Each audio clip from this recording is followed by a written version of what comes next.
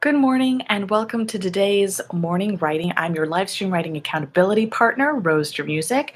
I am here every day from 9 a.m. Eastern Standard Time to 11 a.m. Eastern Standard Time to share an accountability with you that I'm sitting at my computer and I'm getting writing done, and you're sitting or standing wherever you are, at whatever time you are, and getting your own writing done. So yes, we are in our first ever set of 100 days of morning writing. I'm just heading over to the live feed now so that I can get the live chat primed for you so that you can share with me what it is you'll be working on this morning. I'm working on a project called 31 Days of Narratemes, a guided journal for questing the crap out of your daily self-care or daily life. I keep going back and forth between what I want to call it. So the link for that is in the info box, but the chat box, oh no, I should be pointing over here, I think. It's funny the way they reverse images on you. I think it's over here. So over here, the chat box is where you want to share with me what it is you'll be working on this morning. And at 11 a.m., I'll come back and we will have a little chat back and forth, sharing what you got done, what I got done, and answering any questions that you may happen to have. Let's get to it.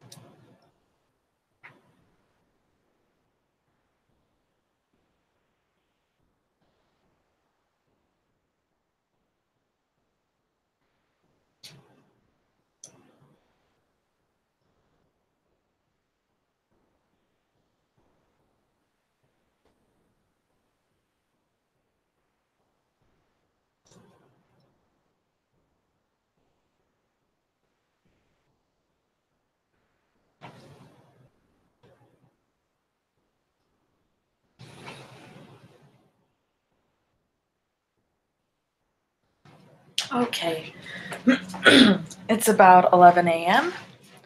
So let's get going on our wrap up for today. And the screen is frozen, so let me fix that for us.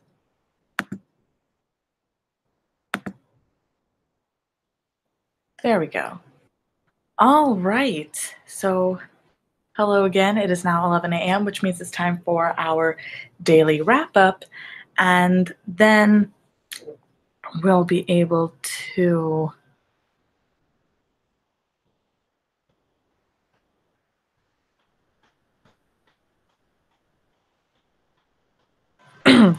answer any questions that you might have.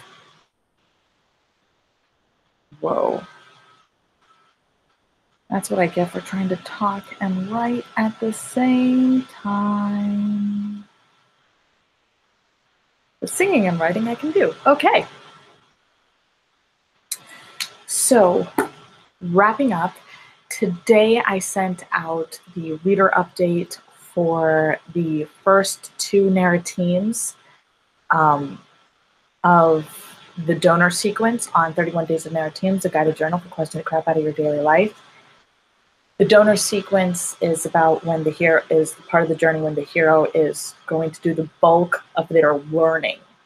And that's usually done with a mentor, some sort of guide, some sort of map.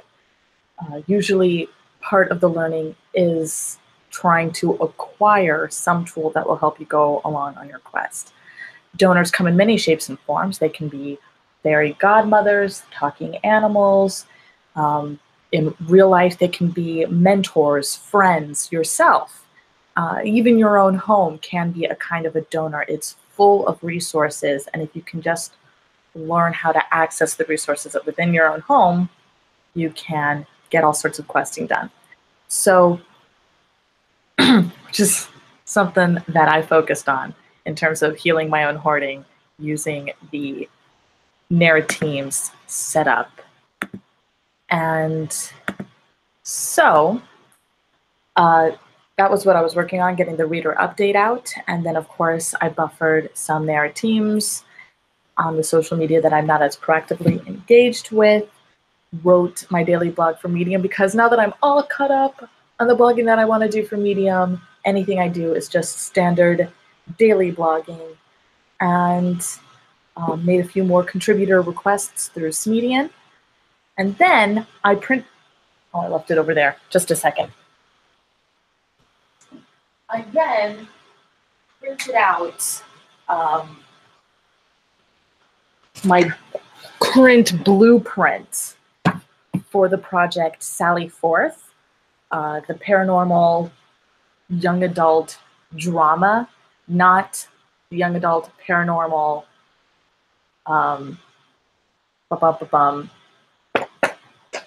not a paranormal romance, but a paranormal drama that's young adult. There will be a romantic element in it just because human beings. So, yes. And then I have a thing that I'm going to explain because I'm seeing questions that are actually related to the thing. That wasn't vague at all. All right. So after I printed out this blueprint and made some pencil markings to myself on the synopsis portion, well, the synopsis grid. There's a synopsis grid, and then the grid is broken down into 3 parts. and notes are made on those things. Anywho, so I'm seeing in the live chat, our friend Shahin Shah is here. Hello again to you as well, Shahin Shah. Spotted that I changed the position of the couch behind. Yes, some mornings I fold it all the way up into a couch. Some mornings I leave the bed in bed mode because I know I'm going to want to use it in bed mode later. So for instance, during the morning writing, it froze a little earlier. I noticed when I came back to the computer, it froze while I was working at the bed. And what I was doing involved this bag that you spotted. This is a bag of tarot cards. This is particularly the Fairy Tale Tarot by Karen Mahoney. The book is off to the side. The Fairy Tale Tarot by Karen Mahoney. And so every single card in the deck is a different fairy tale. And actually I can show you some. And I dealt out, that's a longer explanation. I'll just show you a couple of cards just to show you. Two of coins here. We have the man who had to mind the house, and he's in there doing handstands. One of those little foolish stories about why, you know, everybody has their job. And so it's playing on the gender norms of the day, which were that women minded the house and men went out hunting and working the fields and whatnot. The Ace of Coins is about the superior pet, which is a Chinese folktale. And a third one for you. The King of Wands is a story of the Elf Hill and traveling into the realm of the elves to get something that you want or something that you need. So the reason I have this tarot deck out, and then I have a second one out as well that I pulled out at the last minute there. All right, tarot is spelled T-A-R-O-T. For those who do not know, tarot cards are related to paranormal things, ? I saw someone do a card reading. All right.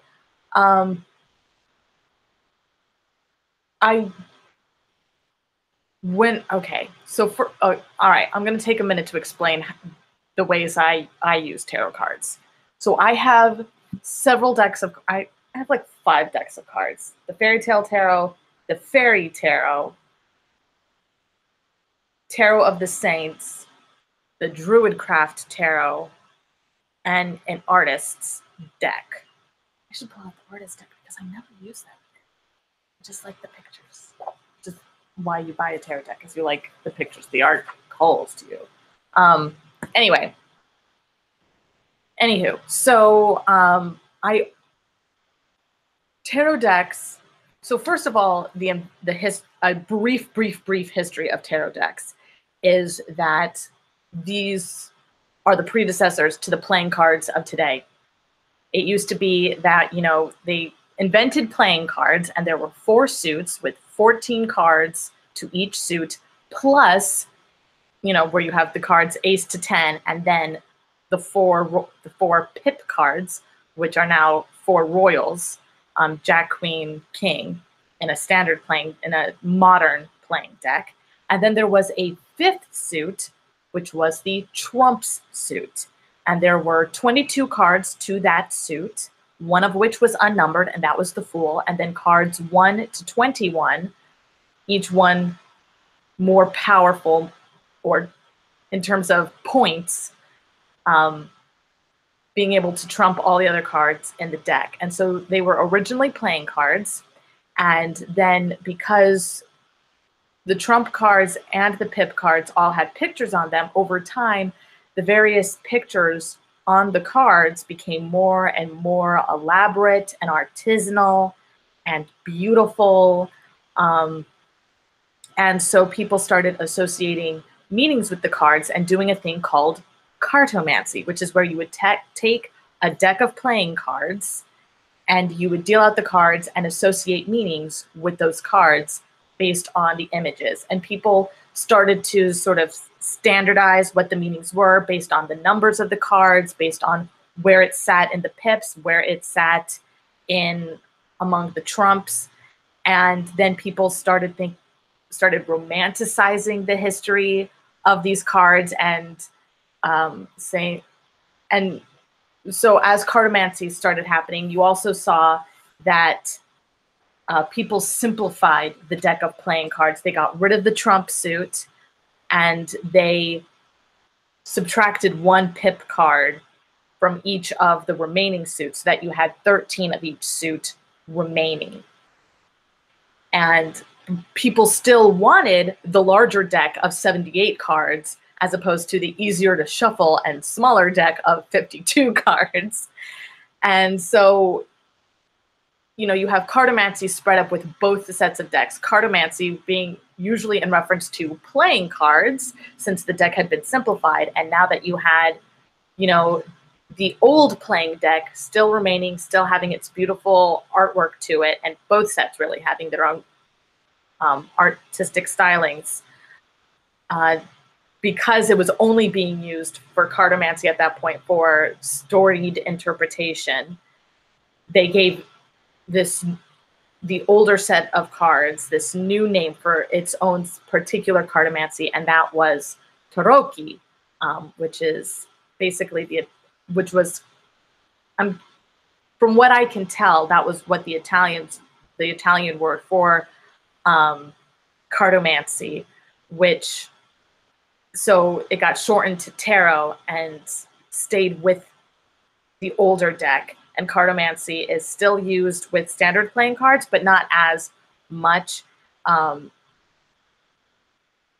because, you know, we have this whole specific deck to do these things. So that's a brief, simplified, super simplified history of tarot decks. The story was romanticized over the years, so people believe that it came from ancient Egypt, but the Egyptians didn't have playing cards. They barely had paper. They had papyrus, which was layers of leaves of the papyrus plant on, like, put together long ways and crossways and pressed together. And that's not something you can shuffle, because if you shuffled it too much, it would fall apart. And yeah, and people tried to say, like, oh no, it's based off of these coins that they use. Like, really, 78 coins? How did they shuffle them? And also, how have none of them survived? How have no archaeologists found these supposed coins and tablets that were in place of cards in ancient times? They did not exist. That's not the history. The history is the history of the playing cards. The history of tarot cards is the history of playing cards. They just diverged at a certain point. So that's that brief history. Now, my own history with tarot cards is I got my first deck when I was 13. That's the Tarot of the Saints. And actually, I'll pull it out so you can see. I'm not going to pull out all the decks, just the ones I'm using today. All right. So this deck, Tarot of the Saints, has a lot of imagery of Catholic mysticism, Catholic and Christian mysticism. So you have the Holy Trinity represented in the back art of the card. And then each of the face cards, the trump suit now being named the major arcana, the remaining cards being referred to as the minor arcana. And so this is from the major arcana. This is Saint Catherine, Wheel of Fortune. And then you have Saint Joseph and Saint Mary being married under the auspices of the Holy Spirit as the Four of Staffs. So that would be the minor arcana. Major arcana, Saint Valentina, the Hanged One. Ace of Staffs with a bishop's crozier. This snake representing the world. The cross and the lamb representing Christ and its power over the world and also creating the world. The world, Saint Sophia, with images of the four evangelists from the four Gospels, Matthew, Mark, Luke, John, wisdom's children, the Christian virtues of faith, hope, and love. Here we go, a pip card. So this would be one of the royals of the deck. This is Saint Eligius, the Squire of Cups. He was a master craftsman. And so that is that deck. This is the deck that I use when I give readings. And when I give readings, I do not do fortune telling, because fortune telling is kind of a fib. In order to properly predict the future, you would need to somehow be able, you would need to be completely in tune with the multiverse and be able to somehow discern what it is that you're saying, like how what you're saying can guarantee the outcome that you are stating. It's very like fortune telling, the science that would have to be involved in fortune telling is too complex. Like, just no.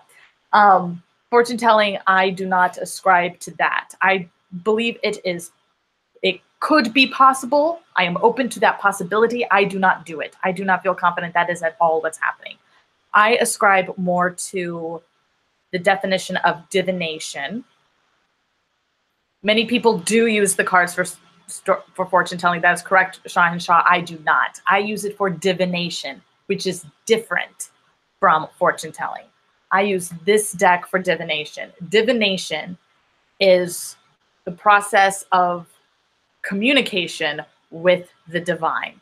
So this is about, so I use this deck to open myself as a tool when I am feeling open to receiving guidance from the universe, particularly in the form of the Catholic saints.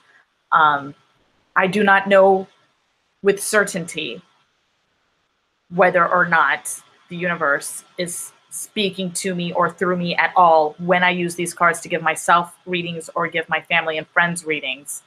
But I do know that I am open to that possibility, that I believe it is possible that that can happen. And there are times that I feel it is happening, but I do not know with certainty because I am not omniscient. That is not information in my purview.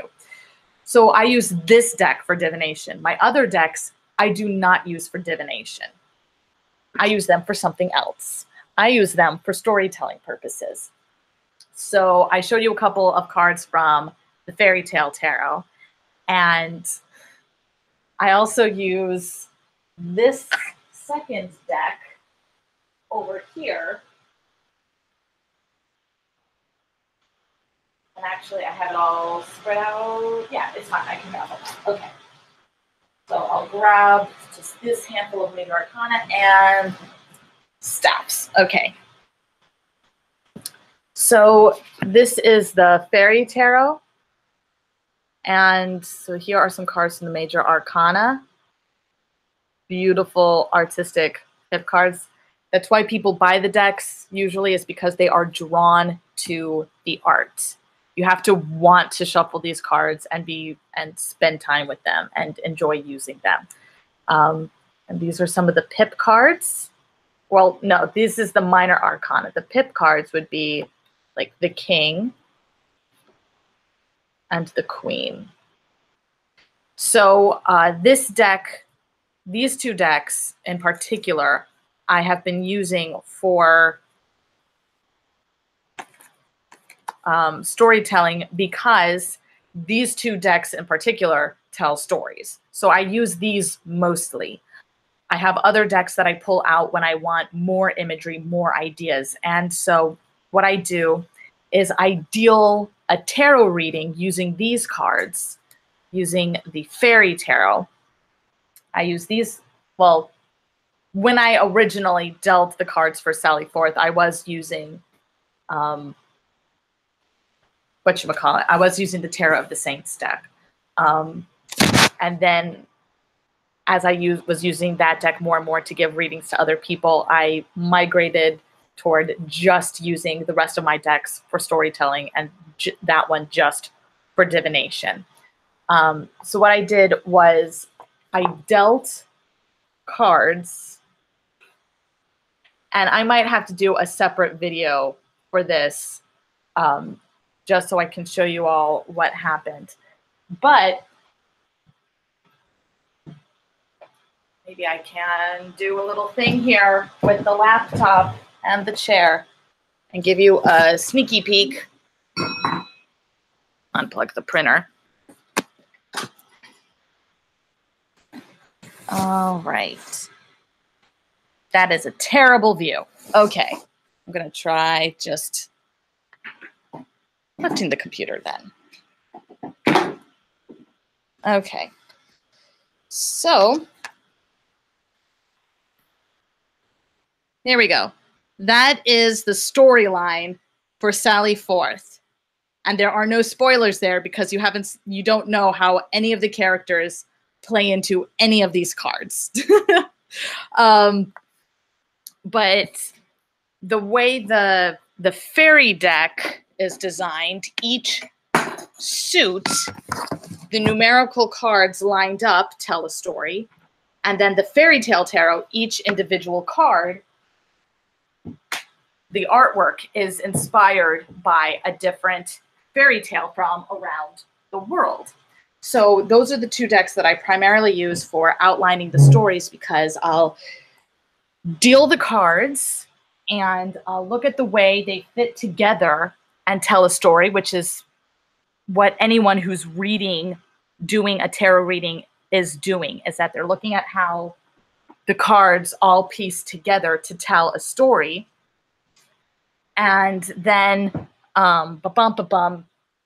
they look at how they all tie together to tell a story.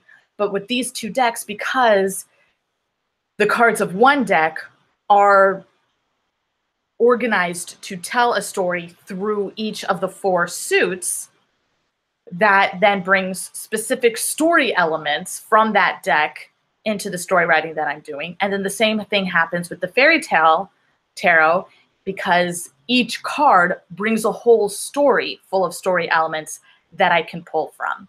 So I'm looking at the reading of the cards, how the cards are lined up. And so I deal the cards out 3 at a time, and I focus on, and I'll keep dealing until I get crossover cards so that they line up like this, so that so you have the first section of the story is just the first 3 cards. Those are the 3 intro chapters. Then part 2 of the book, the build. So this is the hook. These are the hook chapters, and then the build chapters are where things get a little more complicated. You deal 3 cards, you deal another 3, and so there's a crossover chapter in this card, each card becoming a chapter. And then you deal 3 more cards, which crosses into here. And then you deal 3 more cards, which crosses at the top here, and 3 more, which overlap along these 2 chapters. So the way that they overlap, the overlaps are how I decide which character is the focus of that chapter. And so when you have more than one character is in focus, such as these 2 chapters, you have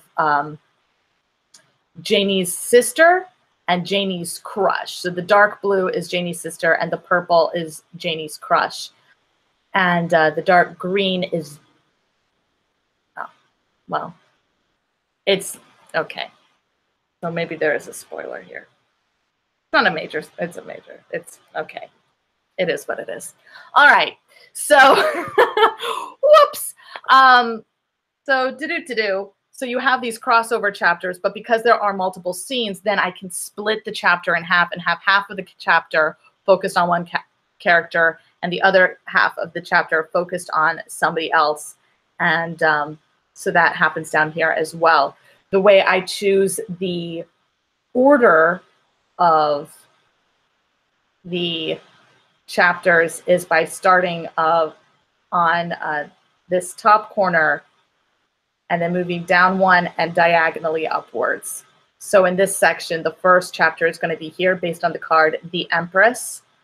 And then the next chapter goes through these lines So then that also helps me to figure out how the various pieces of the puzzle fit together. So each of these chapters, they have to connect. There's a sort of arc going on along each of these three, but then they're getting spaced out, and how much time is passing is based off of working the diagonals in each of these graphs. So that is how I plot longer books. This is the first book that I outlined this way. I have other books that I've outlined this way that I have not finished reading. If I just write a straight outline of a story, what ends up happening is that it becomes a novella. That is how, yeah, it becomes a novella. That was how, whatchamacallit, Nightingale, which was a retelling of Snow White, got written, and that was how Chanticleer got written. Chanticleer is probably going to go through a full rewrite, though, to be put into prose, because having that from the perspective of a machine as inputs and outputs from a machine, while very interesting and compelling, and I'm very much in love with how that story turned out, people just don't understand it. Or maybe I should just leave it as it is and put it in the Weird Tales, and that's just it. I might just do that. I might be figgledy and just do that. Though it might be a novelette, because there's so few words, because it's so all inputs and outputs. Anywho, so I knew that I wanted to write a novel, and I knew that I wanted it to be longer, and I knew I was going to have to plan in order to do that. So that's what the tarot reading format is for. It's to prime that and to get that all set up. And also, novels have to follow more than one character, and they have to follow a larger expanse of time, and they have to follow larger themes. And that takes more planning. So, yeah. But I printed this out so that I could be looking at the words and looking at the notes. Whoa. Looking at the notes and looking at the cards at the same time.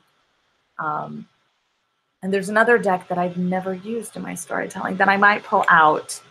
Probably not for this story, but future stories, I will have to consider it, because I just bought it because some of the cards are so pretty, and others I wasn't sure about. But now that I've gotten more in depth in the storytelling using cards, I might have to use it. I might have to use that deck, at the very least for purely visual purposes, because the book that comes with it isn't very thorough. Anyway, that crazy little noise that came up on my phone means that it's 11:25, and we need to officially wrap up our time together today. I'll make a note to myself to make a more thorough video about how I outline things, and particularly this book. And I'll probably do that as part of my next 100 days of writing, because I have decided that Sally Forth is going to be my next priority project once I am done with 31 Days of Narratemes, which is part of the reason that I, typed up the blueprint, printed it out, started mapping so I could get a look at things and get back into the energy of it. So that officially concludes our time together this morning. I will see you tomorrow from 9 a.m. Eastern Standard Time to 11 a.m. Eastern Standard Time to continue this round. I'll have 100 days of morning writing. Good journey, my friends.